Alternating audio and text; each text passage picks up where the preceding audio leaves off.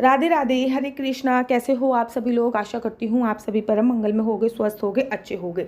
तो आप लोगों ने मेरा करवा चौथ ब्लॉग देखा होगा। तो करवा चौथ में मैं कुछ ज़्यादा नहीं कर पाई। ये क्लिप मेरे हस्बैंड ने बनाई थी और ये क्लिप मैं डालना भूल गई थी। तो जब मैंने आप आज वीडियो डाल रही हूँ, ब्लॉग डाल रही हूँ कि मेरे पापा ने क्या क्या भेजा है मुझे करवा चौथ पर, तो मुझे लगा कि मैं ये वीडियो भी डाल देती हूँ। यहाँ पे मैं सिक्कों को ना 7 सिक्के होती हैं और इसको हम सारी दिशाओं में डालते हैं।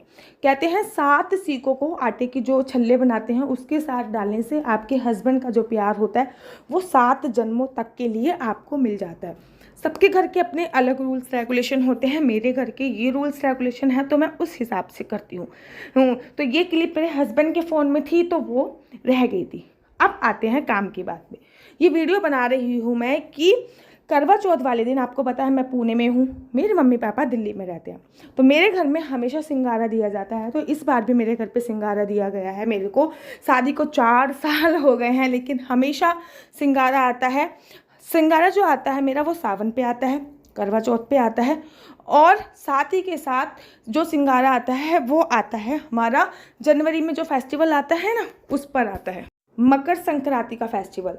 तो ये जो मैंने सूट पहना है इस पे ये भी सावन के सिंगारे में आया था। मैं सावन में दिल्ली गई थी, मेरी कथा थी, तब मेरे माता पिता ने मुझे सिंगारा दे दिया था जो कि मैं अपने ससुराल में ले गई थी। तो उसी के अंदर ये सूट था। बाकी सारा आइटम मैंने ससुराल में छोड़ दिया था क्योंकि मैं पुणे में लेके नहीं आ सकती थी और ससुराल वाले भी तो अपने ही हैं।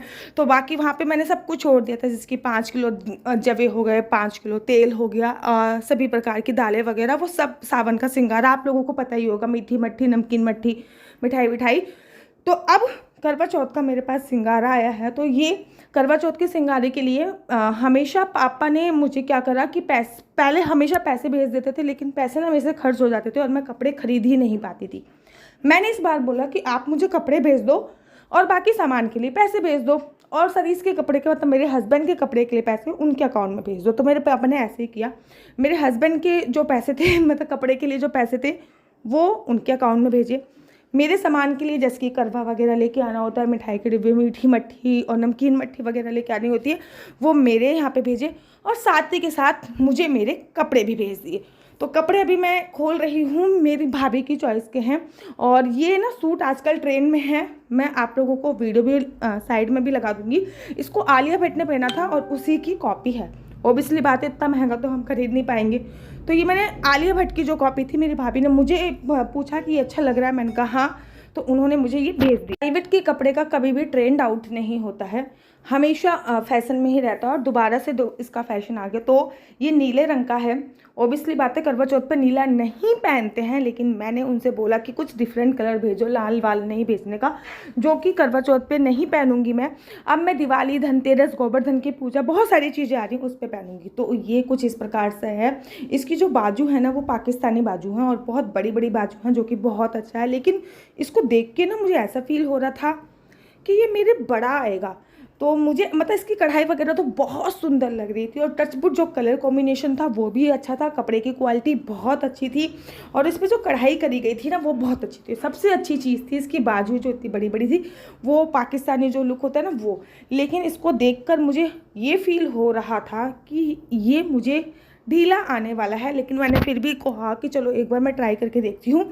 उसके बाद जब मैंने ट्राई किया फिर मेरे को भाभी को फ़ोन करना पड़ा। पहले आपको दिखाती हूँ। तो ये था इसके साथ ब्यूटीफुल सा सूट और ये है इसका बॉटम।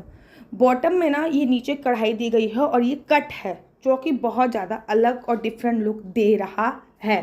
बॉटम में ये कढ़ाई की गई है और जो ये कट है ना, कट से बहुत ज़्यादा डिफरेंट लुक आ रहा है और नीचे भी जो कढ़ाई करी गई है वो बहुत ही ज़्यादा अच्छी लग रही है। और इसके साथ ही ये नेट की चुन्नी दी गई है और इसमें भी साइड साइड में कढ़ाई की गई है। और मैंने आपसे बोला ना कलर कॉम्बिनेशन जो इसमें करा गया है वो बहुत ज़्यादा अच्छा लगा। कुछ इस सूट की ये कॉपी करी गई है। ऑब्वियसली बात है, ये लोग तो ब्रांडेड कपड़े पहनते हैं, बहुत ही ज़्यादा हाई कॉस्ट जाते होंगे, तो इस सूट की कॉपी करी गई है। तो मैं पहले आपको पहन के दिखाती हूँ। जैसा मैंने आपको बोला था ना सेम वैसा गया है। मतलब इतना लूज़ है, इतना लूज़ है, इतना लूज़ है कि मैं आपको बता नहीं सकती। मैं आपको दिखाती हूँ, ये देखो कितना ज़्यादा लूज़ है। एक तो बहुत ज़्यादा लूज़ है और ना साथ ही के साथ ऐसा लग रहा है मैंने झबला सा पहना हो। लेकिन फिर भी मेरे को मन में ये भी ख्याल आया कि पाकिस्तान में थोड़ा लूज़ लूज़ ही पहनते हैं और लेकिन मैं इसको थोड़ी सी फिटिंग बना लूँगी, कर लूँगी। लेकिन मैं हल्का सा तो लूज़ पहनती हूँ लेकिन इतना ज़्यादा लूज़ नहीं पहनती, ये तो बहुत ज़्यादा लूज़ जा रहा था। लेकिन नो डाउट मुझे तो ये अच्छा लगा। हाँ, लेकिन हाँ ये लूज़ था, इसमें तो कोई भी शक नहीं। सिया बैठी हुई है, वो देख रही है कि मम्मी क्या कर रही है, और मेरे को यहाँ पे इसको बहुत ज़्यादा फिटिंग कराना पड़ेगा। मेरा वेट था 75 kg जब सिया मेरे पेट में थी। अभी सिया 10 मंथ की है और मेरा वेट राइट नाउ है 64 kg। तो अब भी तो कम होता जा रहा है। मेरे बेबी हेयर कितने आ रहे हैं यार। मैंने भाभी को बोला कि भाभी ये बहुत लूज है, प्लीज रिटर्न करके मेरे को छोटा साइज दिला। तो भाभी कह रही है फ्री साइज है और ये रिटर्न नहीं होगा क्योंकि फ्री साइज है, आपको खुद अपनी तरफ से इसको फिटिंग कराना पड़ेगा। ये तो बड़ा दुख हुआ मुझे सुन के, बट मुझे तो अच्छा लगा तो मैं रख लेती हूँ। साथ ही के साथ पापा ने बोला था कि अपने लिए जाके बिछुए भी ले लेना, पैसे पापा ने भेज दिए थे। तो मैं यहाँ पे ना बिछुए लेने गई, तो मैंने इस बार सोच रखा था कि मैं मराठी वाले बिछुए लूँगी। मराठी वाले बिछुए क्या होते हैं, आप खुद से नहीं पहन सकते, आपको सुनार की दुकान पर ही पहनने पड़ेंगे, आप खुद से नहीं पहन सकते। यहाँ पे मैंने पैरों के नेल्स ना बड़े कर रखे हैं क्योंकि करवा चौथ आने वाला था। हाथों को तो बड़े कर नहीं सकती क्योंकि मैं अपनी बेटी को मालिश करती हूँ, लड्डू गोपाल को मालिश करती हूँ। तो मैंने पैरों के नेल्स बड़े करे थे क्योंकि जब पैरों के नेल्स बड़े होते हैं ना, फिर उस पर ना नेल पॉलिश लगाओ, बड़ा ही सुंदर लगता है। तो यहाँ पे ना ये मराठी लुक के बिछुए हैं और ये बहुत भारी होते हैं और ये सुनार ही आपको बनाता है क्योंकि आपके हाथ से ये मुड़ेंगे ही नहीं क्योंकि इसको हथौड़े से ही मोड़ा जाता है। तो यहाँ पे मैंने ये फाइनली मेरा करवा चौथ का लुक ये था। और इस वीडियो के माध्यम से ही मैं भी मम्मी पापा को थैंक यू बोलना चाहती हूँ। थैंक यू मम्मी पापा, आप अभी भी अपनी कल्चर सभ्यता से जुड़े हुए हैं और अभी तक मुझे गिफ्ट्स भेज रहे हैं। जबकि आजकल तो ये रिवाज होता है कि भैया शादी के बाद भी नहीं भेजा जाता, लेकिन वो हमेशा 3 फेस्टिवल पे मुझे ये सब कुछ सामान भेजते हैं। मेरी इंक्लूडिंग मेरे को नहीं भेजते, मेरी सास के लिए भी सब कुछ भेजते हैं। तो लास्ट फाइनल लुक ये था और अब इस सूट को मैं दिवाली पे या फिर धनतेरस पे पहनने वाली हूँ। तो आशा करती हूँ आपको मेरी वीडियो अच्छी लगती होगी। अगर आपको मेरी वीडियो अच्छी लगती है तो आप अपना YouTube channel Mr and Mrs Chauhan को लाइक शेयर सब्सक्राइब करना बिल्कुल भी मत भूलिए। तब तक के लिए मुझे दीजिए इजाज़त। राधे राधे, हरे कृष्णा, हरि बोल।